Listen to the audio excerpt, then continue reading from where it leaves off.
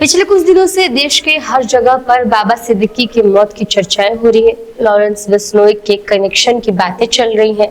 इससे न सिर्फ देश का पॉलिटिक्स बल्कि देश का बिजनेस सेक्टर या फिर बात करें अगर बॉलीवुड, हर जगह की तारें जुड़ रही हैं।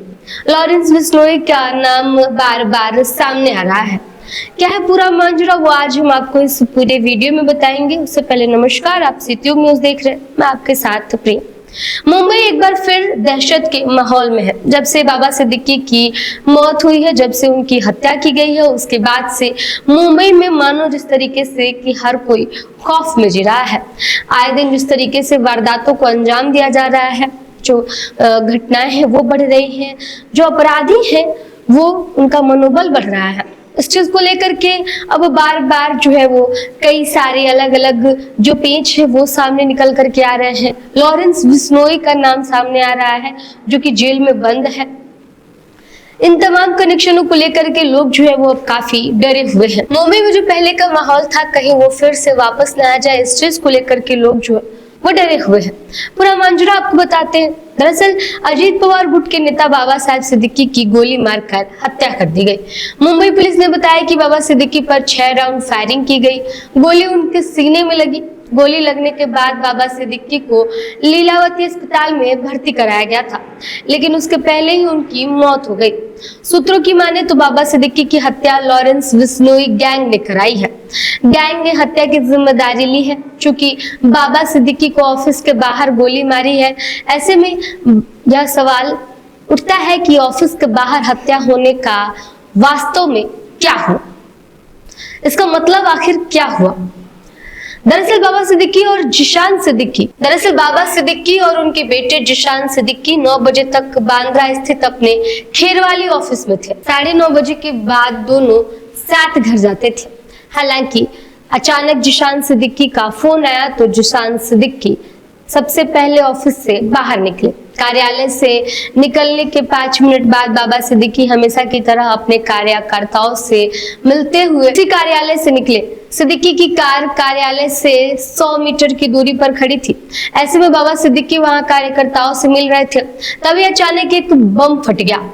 कार्यकर्ताओं को लगा कि दुर्गा माता उत्सव चल रहा है, इसीलिए पटाखे फोड़े जा रहे हैं। हालांकि आसपास कोई देवी का पंडाल नहीं था। ऐसे में भारी हंगामा हुआ और कार्यकर्ता उस ओर दौड़े जहां से आवाज आई थी। वहीं बम के विस्फोट से भारी धुआं और जोरदार गोलियों की आवाज भी आने लगी। धुएं के कारण दिया चकमा, धुएं के कारण खांसी और आंखों में जलन होने लगी। ऐसे में वास्तव में क्या करें, ये तमाम कार्यकर्ता सोचने लगे। कार्यकर्ताओं को इस बात का ध्यान नहीं रहा। उस वक्त बाबा सिद्दीकी कार में खून से लथपथ पड़े थे। यह देखकर मौके पर हड़कंप मच गया। आसपास के कार्यकर्ताओं में उन्हें पास के लीलावती अस्पताल में पहुंचाया। हालांकि दुर्भाग्य से सीने में गोली लगने के कारण बाबा सिद्दीकी की मौत हो चुकी थी। हमले के दौरान एक गोली बाबा सिद्दीकी के साथ आए व्यक्ति के पैर में भी लगी थी। साथ ही 2 गोलियां बाबा सिद्दीकी की कार पर लगी थी। बाबा सिद्दीकी की कार बुलेट प्रूफ थी, हालांकि गोली फिर भी शीशे में घुस गई। इसीलिए अनुमान लगाया जा रहा है कि हमलावरों के पास आधुनिक पिस्तौल रही होगी। अब सवाल ये उठता है कि आखिर जब बाबा सिद्दीकी पर हमला हुआ था तो हमले के समय उनका सुरक्षा कांस्टेबल कहां पर था। बाबा सिद्दीकी के ऊपर हुए हमले से 1 पखवाड़े पहले पुलिस ने वाई लेवल की सुरक्षा दी थी। इसके तहत बाबा सिद्दीकी के साथ एक पुलिस कांस्टेबल तैनात किया गया था। हालांकि फायरिंग के दौरान ये पुलिसकर्मी कहां थे और असल में क्या हुआ था, इसकी जानकारी अभी तक किसी के पास नहीं मिली है। लॉरेंस बिश्नोई गैंग की नाम आखिर इसमें कैसे आई है और क्यों लॉरेंस बिश्नोई गैंग ने इस हत्या की जिम्मेदारी ली है। सोशल मीडिया पर गैंग के सदस्य का एक फेसबुक पोस्ट वायरल हो रहा है।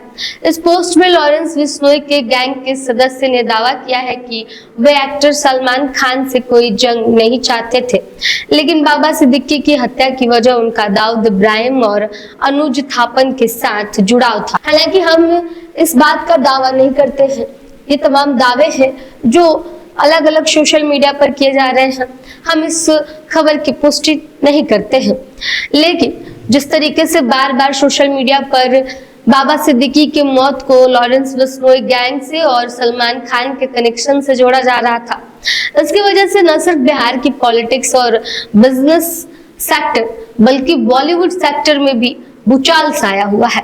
बाबा सिद्दीकी की मौत के बाद लॉरेंस बिश्नोई गैंग का एक बार फिर एक्टिव होना ये दिखाता है कि मुंबई में आने वाले समय में एक खतरा मंडरा रहा है।